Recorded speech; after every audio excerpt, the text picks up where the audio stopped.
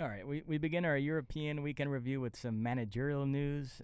We know Leicester recently sacked their manager, Brendan Rodgers, and the name they were linked with for a couple of days there, the English media was acting like this was definitely going to happen, was Jesse Marsch. We know he recently turned down Southampton because they wouldn't give him a long-term commitment. They were in the relegation zone, and they would only hire him through the end of the season, so he felt like he was being set up to fail there. But in Leicester's case, reportedly they were offering him a 3-year deal, so despite the fact that they're in the relegation zone right now, you thought maybe that job he would take because there was a longer-term commitment there. So I texted Sean Sullivan. We got to talk about this from a U.S. national team perspective, a big name being taken off the board. Right. And then lo and behold, in the last 24 hours, talks have collapsed. They couldn't agree on some of the details, and it was enough for Jesse to walk away. So he remains unemployed and available to the U.S. national team. Well, he remains unemployed. He's still getting paid, and so no crying for Jesse when it comes to the money that he's making right now as a sacked, fired coach, right? Europe, and when I say Europe, I mean in particular England, seems to be enamored with Jesse Marsch. And look, I love Jesse.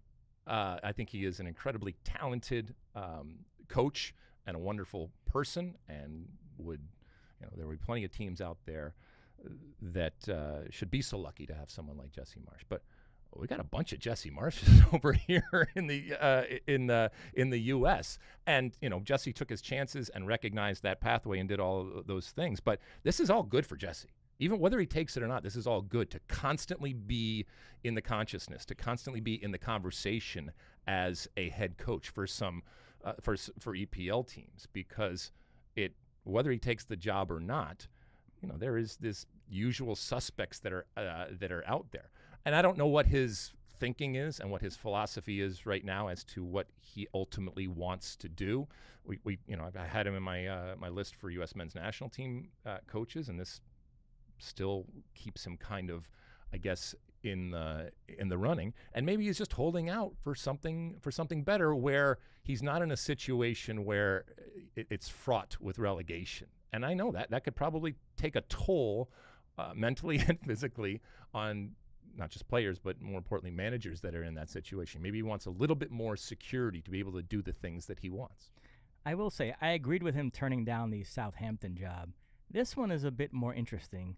Leicester, this feels like a blip. Maybe Brendan Rodgers overstayed his welcome. Mm-hmm. They're only 2 points from safety, and that's a club that the last 3 seasons finished 8th, 5th, and 5th.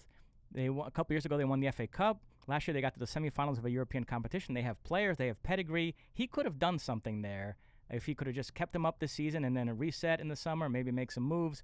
So this is an interesting one for him to turn down. He's being pretty picky, which I don't begrudge him. And again, I don't know the ins and outs of the talks and what the stumbling block was, but Southampton, I was totally fine with him. This one was at least curious that he turned down. Well, I mean, he is going to put to the test that whole theory about the more you say no, the more sought after you are, and the more valuable you end up being. And so, I mean, like I said, this is all going to be fine for Jesse, but that he has been consistently part of this conversation now on multiple teams right there, I think shows you the affinity people have for him and the respect that people have for the type of coach that he is.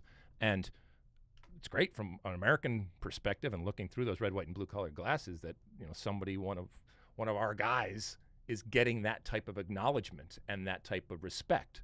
But there's also part of me that's going, all right, well, Jesse is as good, and there are other coaches that are as good that didn't have the opportunities that he had, and that's nothing against Jesse, but I'll take this all day as opposed to the anti-American type of bias or pushback that at times we have when it comes to players and coaches. You like that clip?